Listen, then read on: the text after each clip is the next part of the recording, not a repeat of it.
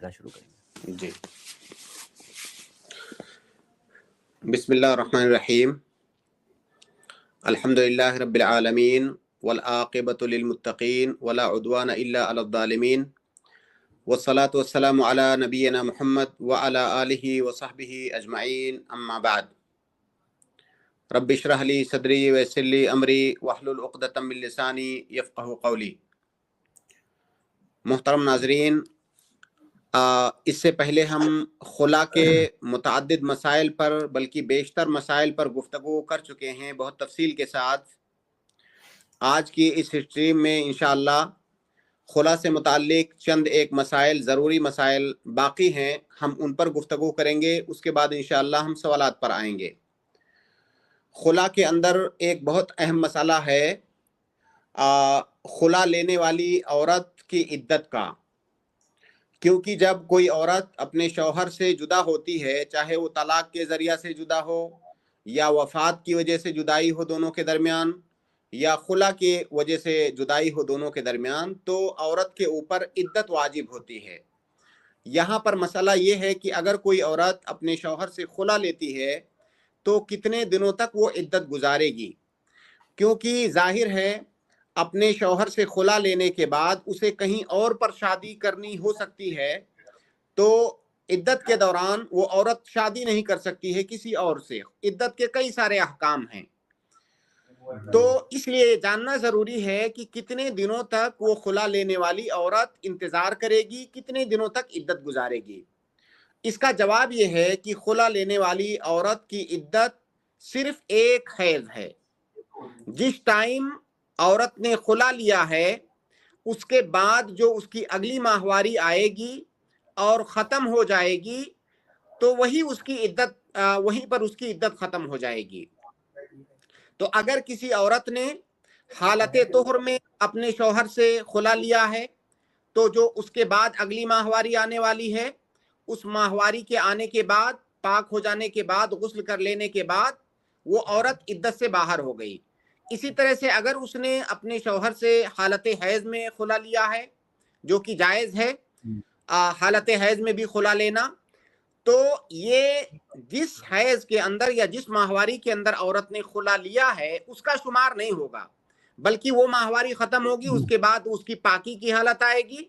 پاکی کی حالت کے بعد پھر اس کی جو ہے ماہواری، اگلی ماہواری آئے گی. وہ جب ختم ہو جائے گی تو عدت ختم ہو جائے گی. خلاصہ یہ ہے کہ خلا لینے والی عورت کی عدت صرف ایک حیض ہے. جس ٹائم وہ خلا لے رہی ہے اس کے بعد جو اگلی ماہواری اس کی آئے گی، اس کے ختم ہو جانے کے بعد اس کی عدت ختم ہو جائے گی. اور اس کی دلیل وہ مشہور واقعہ ہے، مشہور حدیث ہے جس کا بار بار ذکر اس باب میں گفتگو کرتے ہوئے آ چکا ہے، جو کہ ثابت بن قیس رضی اللہ تعالیٰ عنہ کی بیوی کے خلا کا واقعہ ہے. ان کی بیوی نے جب خلا لیا تو اللہ کے نبی صلی اللہ علیہ وسلم نے فجعل النبی صلی اللہ علیہ وسلم عدتها حیضۃ، ابو داؤد کی روایت ہے، صحیح روایت ہے، کہ اللہ کے نبی صلی اللہ علیہ وسلم نے ثابت بن قیس کی بیوی جنہوں نے کی خلا لیا تھا ان کی عدت ایک حیض بتایا، ایک حیض ان کی عدت کو بنایا. لہٰذا خلا لینے والی عورت کی عدت صرف ایک حیض ہے.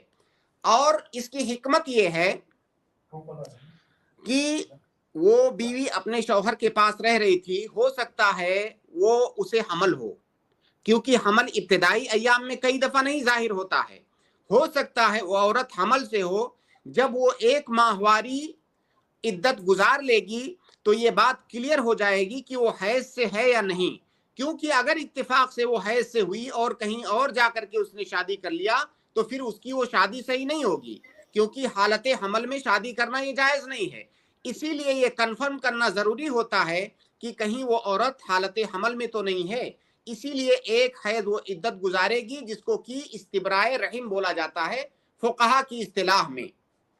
تو یہ پہلا مسئلہ ہے آج کی گفتگو میں. دوسرا مسئلہ یہ ہے کہ اگر جیسا کہ ہم نے بتایا کہ خلا والی عورت کی عدت ایک حیض ہے.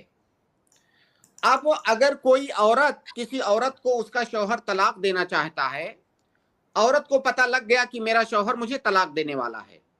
اب ظاہر ہے وہ اگر طلاق دے گا تو اس عورت کو 3 حیض تک انتظار کرنا ہوگا. 3 حیض اس کی عدت ہوگی. طلاق کی عدت 3 حیض ہوتی ہے. اسے 3 حیض تک انتظار کرنا ہوگا, اس کے بعد ہی وہ آزاد ہوگی. جب اسے پتا چلا کہ اس کا شوہر اسے طلاق دینا چاہتا ہے تو اب عورت ہیلا بنا کر کے کیا کہے؟ عورت اپنے شوہر سے ایک اتفاق کرے, کہے کہ ایسا ہے کہ آپ کو مجھے چھوڑنا ہی ہے تو آپ مجھے خلا دے دو, میں آپ کو کچھ مال دے دیتی ہوں, اس کے بدلے میں آپ مجھے خلا دے دو, آپ مجھے طلاق نہ دو, کیونکہ آپ طلاق دو گے تو مجھے 3 ماہواری تک عدت گزارنا ہوگا, اگر خلا دے دو گے تو میں 1 ماہواری عدت گزار کر کے آزاد ہو جاؤں گی. اب یہ ہیلا اختیار کرتے ہوئے جو کہ شوہر طلاق دینا چاہتا تھا, یہ اس سے خلا لے رہی ہے محض اس لیے تاکہ اسے عدت زیادہ نہ گزارنی پڑے, اور شوہر اس بات پہ راضی ہو جاتا ہے اور اسے خلا دے دیتا ہے. تو کیا ایسا کرنا صحیح ہوگا کہ نہیں صحیح ہوگا؟ اس کا جواب یہ ہے کہ اس طرح کا حیلہ اختیار کرنا یہ صحیح نہیں ہے. قاعدہ ہے کہ من تحائل من اجل الغاء حکم شرعی فلا یلغ الحکم, کہ اگر کوئی آدمی کسی شرعی حکم کو ملغا کرنے کے لیے, اس شرعی حکم سے بچنے کے لیے اگر کوئی آدمی حیلہ اختیار کرتا ہے تو وہ حیلہ کارگر نہیں مانا جائے گا, اس کا کوئی اعتبار نہیں ہوگا. تو اگر اس طرح حیلہ اختیار کر کے اور عدت سے بچنے کے لیے کوئی عورت خلا لے رہی ہے تو ایسی صورت میں وہ خلا نہیں مانا جائے گا بلکہ وہ طلاق ہی مانی جائے گی, اور وہ حیلہ شریعت کے نزدیک معتبر نہیں ہوگا. یہ دوسرا مسئلہ ہے آج کی گفتگو میں. تیسرا ایک مسئلہ جو سب سے اہم ہے, اور اگر کہا جائے کہ یہ مسئلہ خلا کے باب میں جتنے مسائل گزرے ہیں ان سب کا خلاصہ ہے تو بیجا نہیں ہوگا. وہ مسئلہ یہ ہے کہ خلا کے درمیان, خلا اور طلاق کے درمیان کیا کیا فروق ہیں. ظاہر ہے اکثر لوگوں پر خلا اور طلاق کے مسائل کو سمجھنے میں غلط فہمی ہوتی ہے, کیونکہ دونوں میں کئی ساری چیزوں میں مماثلت ہے. اس لیے خلا اور طلاق کا مسئلہ یہ لوگوں کے اندر التباس کا باعث بنتا ہے. اس لیے اگر ہم یہ صحیح طریقے سے جان لیں کہ خلا اور طلاق میں بنیادی طور سے کیا کیا فرق ہے تو خلا کے تمام مسائل انشاءاللہ واضح ہو جائیں گے. میں 8-10 نکات میں خلا اور طلاق کے درمیان فرق بتا رہا ہوں. اگر یہ فروق کسی نے صحیح طریقے سے یاد کر لیے تو تقریباً خلا کے تمام مسائل آسانی کے ساتھ اس کے سمجھ میں آ سکتے ہیں. طلاق کے مسائل تو ہم بہت تفصیل سے بات کر چکے ہیں. اگر خلا اور طلاق کے جو فروق ہیں ان کو دھیان میں رکھا جائے تو کئی ساری غلطیوں سے بچا جا سکتا ہے اور خلا کے مسائل کو آسانی سے سمجھا جا سکتا ہے. تو سب سے پہلا فرق جو خلا اور طلاق کے درمیان ہوتا ہے وہ یہ ہوتا ہے کہ خلا یہ شوہر کی طلاق یہ شوہر کی جانب سے ہوتا ہے. طلاق دینے میں شوہر کا مکمل طور سے ہاتھ ہوتا ہے, بیوی کا کوئی اس میں کردار نہیں ہوتا ہے. طلاق یہ شوہر کی خواہش اور اس کی رغبت سے ہوتی ہے, جبکہ خلا کا معاملہ یہ ہے کہ خلا کا مطالبہ یا تو بیوی کرتی ہے یا بیوی کے علاوہ کوئی اور کر سکتا ہے, جیسا کہ ہم بتا چکے ہیں بیوی کے علاوہ کوئی اور بھی خلا کا مطالبہ کر سکتا ہے. لیکن طلاق یہ مکمل طور سے شوہر کی جانب سے ہوتا ہے. یہ پہلا فرق ہے. دوسرا فرق یہ ہے کہ طلاق کے اندر ایجاب و قبول نہیں ہوتا ہے. طلاق کے اندر ایسا نہیں ہوتا ہے کہ شوہر کہے کہ میں نے تمہیں طلاق دیا, بیوی کہے کہ ٹھیک ہے میں نے قبول کیا. ایجاب و قبول نہیں ہوتا ہے طلاق کے اندر, جبکہ خلا کے اندر ایجاب و قبول ہوتا ہے. بیوی کہے گی آپ مجھے اتنے مال کے بدلے میں خلا دے دیجئے, شوہر کہے گا ٹھیک ہے میں نے آپ کو خلا دیا, تو اس کو ایجاب و قبول کہتے ہیں. تو طلاق کے اندر ایجاب و قبول نہیں بلکہ معاملہ یک طرفہ ہوتا ہے, جبکہ خلا کے اندر دونوں طرف سے ہوتا ہے, اس میں ایجاب و قبول یہ ضروری ہے. تیسرا فرق یہ ہے کہ طلاق کے صحیح ہونے کے لیے یا طلاق واقع ہونے کے لیے بیوی کو علم ہونا ضروری نہیں ہے. اگر شوہر نے طلاق دیا تو ضروری نہیں ہے کہ بیوی کو اس کی اطلاع ہوگی تبھی طلاق واقع ہوگی. بیوی کو بعد میں بھی بتا دے گا تب بھی چلے گا, تب بھی طلاق واقع ہو گئی. شوہر نے اگر اکیلے میں بھی طلاق بول دیا اپنی بیوی کو تو اس سے طلاق واقع ہو جائے گی. بیوی کو علم ہونا طلاق ہونے کے لیے یہ ضروری نہیں ہے. جبکہ خلا کے اندر ایسا نہیں ہے.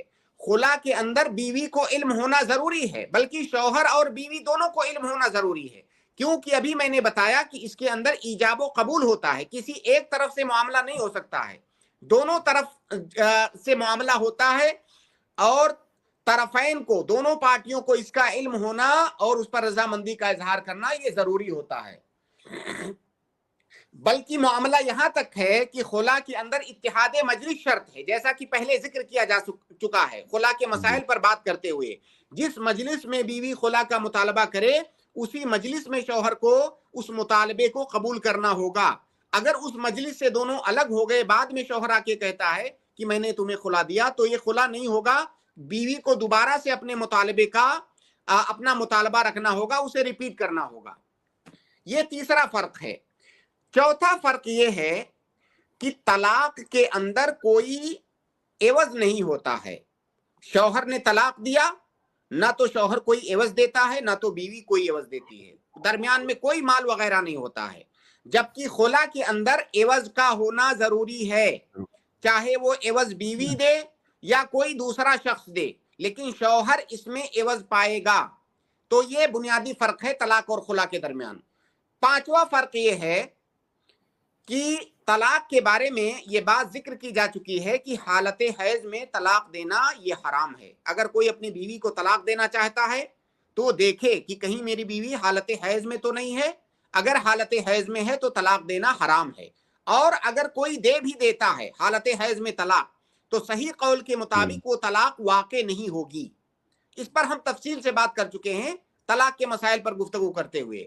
جبکہ خلا کا مسئلہ یہ ہے کہ خلا یہ حالت حیض میں لینے سے بھی خلا واقع ہو جائے گا. خلا میں ایسی کوئی پابندی نہیں ہے کہ عورت حالت حیض میں نہیں ہونی چاہیے. چھٹا فرق یہ ہے کہ عورت کو اس طہر میں طلاق دینا حرام ہے جس طہر میں شوہر اپنی بیوی سے مل چکا ہے، اس سے صحبت کر چکا ہے، اس میں طلاق دینا یہ حرام ہے. جبکہ اور اگر کسی نے ایسا کیا تو طلاق واقع نہیں ہوگی. جبکہ خلا کے اندر یہ پابندی نہیں ہے، خلا کبھی بھی دے سکتا ہے، چاہے حالت حیض میں دے رہا ہو یا ایسی طہر میں دے رہا ہو جس میں بیوی سے مل چکا ہو، تب بھی خلا واقع ہو جائے گا. ساتواں فرق یہ ہے کہ طلاق کی عدت جو ہے یہ 3 حیض ہے. کسی نے طلاق دیا، ابھی تھوڑی دیر پہلے ہم اس کو بتا چکے ہیں، کسی نے طلاق دیا تو اس کی بیوی 3 حیض تک عدت گزارے گی. لیکن اگر کسی نے خلا دیا اپنی بیوی کو تو اس کی بیوی کی عدت صرف 1 حیض ہوگی. تو یہ بھی فرق ہے خلا اور طلاق کے درمیان. 8واں فرق یہ ہے کہ اگر کسی عورت کو خلا دے دیا اس کے شوہر نے، تو خلا دینے کے بعد وہ رجوع نہیں کر سکتا. ایسا نہیں کہہ سکتا کہ چلو میں نے رجوع کیا اب پھر آپ دوبارہ میری بیوی ہو. خلا دینے کے بعد اس میں کوئی رجوع وغیرہ نہیں ہے. جبکہ اگر کسی نے طلاق دیا ہے اور وہ پہلی طلاق ہے یا دوسری طلاق ہے جس کو کہ طلاق رجعی بولتے ہیں، تو جب تک وہ عورت عدت کے اندر ہے تب تک شوہر اس سے رجوع کر سکتا ہے، لیکن خلا دینے کے بعد کوئی رجوع نہیں ہے.